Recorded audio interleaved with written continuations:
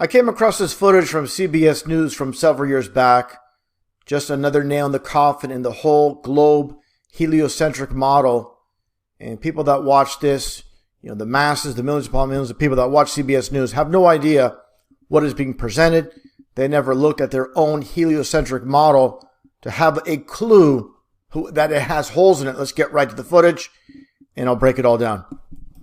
A rough triangle in the dawn sky, if you can see, with Jupiter on the top left there, bright Venus in the center, Mercury to the right, and then tiny red Mars down below. So again, we're looking at this footage from CBS News, and they're showing Jupiter, Venus, Mercury, and Mars all basically in one shot in the darkness of night. And here's the major problem with this. And again, people that believe in the globe model, and they'll mock and ridicule the flat earth, which of course has a really bad stigma, and that is by design to keep people away from the truth, from the creator, that we live under God's firmament. And let's get right to it with this bogus heliocentric model cartoon that we all have seen, this cartoon depiction of this so-called universe, so-called system, the heliocentric model, again, that we supposedly live in, which is complete, utter nonsense. And you see the so-called planetary alignment with Mercury, Venus, the so-called ball Earth, Mars, and Jupiter. And let's get actually a better look here.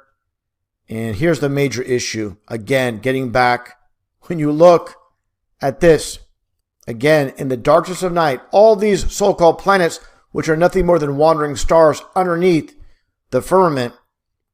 And again, here's the issue.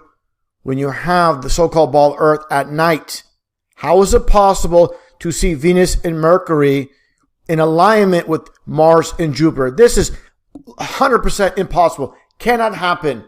And this is a nail in the coffin 100% on the whole heliocentric model. Now, I know there will be a lot of people heavily indoctrinated in this whole ball Earth lie system, this heliocentric model. They're going to try to find a way to weasel their way out of this. There's no way to weasel your way out of this one. And this, again, whole entire heliocentric model helps debunk the whole ridiculous notion of the heliocentric model itself. Let's take a look here at this graph here. And we can see here the yellow is visible at night from the so-called ball Earth, visible in the morning behind the sun, and visible in the evening. And again, I need to really emphasize, again, from CBS News, this is at night. This is not at evening. This is not in the morning. This is at night, as they stated. Here's the problem. There's absolutely no way, again, you can get Venus and Mercury with the whole entire heliocentric model to be viewable at night. So again, this is 100% debunks the whole heliocentric model. I know there'll be ball earthers raging over this, trying to debunk this video. There's no way. There's absolutely no way around this. And again, I want to demonstrate this as I've shown before. You look at this fake, phony globe that millions upon millions of zombies across this flat plane own and possess, and they don't read the fine print. Underneath, it states globes are not meant for educational purpose, but only decorative purpose. And this is, of course, flat out mockery. Not only that, the globe will give you cancer according to the state of California. So you got two in one. You got the mockery of the fake phony ball Earth, and this fake phony globe that you buy can give you cancer. Again, the two in one. And what I find interesting too, over the years, I've shown this depiction from this TV show from 1983 called V for Visitors. These aliens, so-called aliens from other worlds, these reptilians, and the Supreme Leader Diana. And what is she hovering over? The whole flat Earth model with the dome, the firmament. Underneath, you see the sun and the moon making the circular motion, and the constellations locked within the firmament. And that gets back to the mockery of the planetariums themselves. You have this one here in Canada, and you have the whole Star Trek theme that they once had this Star Trek exhibit. And take a look here. As you see, many people have been to planetariums, of course, and you look at the inside of the structure itself. It's just like the world we live in. If someone told you these stars are hundreds of millions of light years away, you just take their word for it and you believe it without evidence. And that's the problem with society. They just take what science says without question, And this is what it comes down to. Literally, just like the world we live in, the firmament that's above. You cannot judge the distance by visuals how far something is. You can't measure the distance of how far it is. Again, we're just told how far it is. Never been verified, never proven through science. Also, a major nail in the coffin when it comes to the heliocentric model, with the sun supposedly moving 500,000 miles an hour through space with all the so-called planets basically vortexing around it. And if that was actually happening, why do we see star trails going around in circles? It should be a big blur as again, the sun is moving along with all the so-called planets. This would not happen 100%.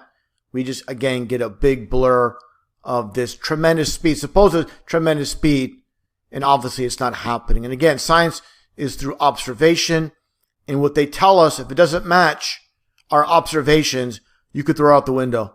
And that gets back to what I showed earlier, getting back to the main point of this video, and that definitely is the evidence showing how we can see, again, Venus and Mercury, along with Jupiter and Mars. And again, this is literally impossible. 100%. This debunks the heliocentric model without a shadow of a doubt. Now, one thing I really want your generation to embrace is that the Earth is a closed system. We cannot leave the Earth. There's no place to go. Human action resounds in the heavens. The bell echoes above. What we decide here today will polish or crack the firmament. What shall it be? Human action resounds in the heavens. The bell echoes above. What we decide here today will polish or crack the firmament. Been lied to by textbooks, and that dude who jumped out of a perfectly good balloon, what's his name? Felix Baumgartner. He would have been about 2 millimeters above the surface of this globe. That's his edge of space jump.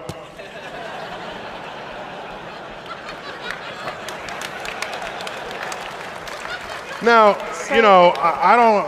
It's fine. He wants to. I don't have a problem if he does it, but the honesty of it would greatly diminish what I think people thought he was actually doing. And not only that, they made sure to photograph him standing there with a really wide-angle lens, which curves horizontal lines. So in the photo, you see this curvature of Earth's surface, and he said, "Wow, he's in space. Look at that." No, he's not. At that height, you don't see the curvature of the Earth if you are 2 millimeters above this beach ball. You just don't. That stuff is flat.